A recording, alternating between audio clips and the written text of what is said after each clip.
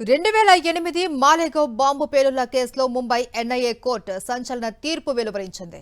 BJP మాజీ MP ప్రజ్ఞా Thakur, lieutenant colonel Srikanth Prasad Purohit సహా మొత్తం 7 నిందితుల్ని నిర్దోషులుగా ప్రకటించింది. ఈ కుట్రలో వీరి ప్రమేయం ఉంది అనటానికి సరైన ఆధారాలు లేవు అని కోర్టు వ్యాఖ్యానించింది.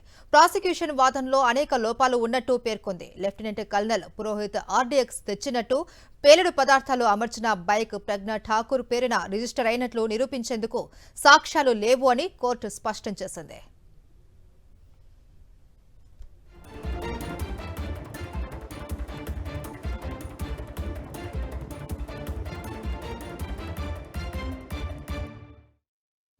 మహారాష్ట్రలోని మాలేగావ్లో 2008 సెప్టెంబర్ 29న పేలుడు ఘటనలో 6 చనిపోయారు. 100 మందికి పైగా గాయపడ్డారు. ఓ మసీదు సమీపంలో మోటార్ సైకిల్ కు అమర్చిన బాంబు పేలడంతో ఈ ఘటన జరిగింది. తొలుత యాంటీ టెర్రరిస్ట్ స్క్వాడ్ పోలీసులు ఈ కేసును దర్యాప్తు చేశారు. ప్రస్తుత సాక్షి సహా పలువురి వాంగ్మూలాలను నమోదు చేశారు.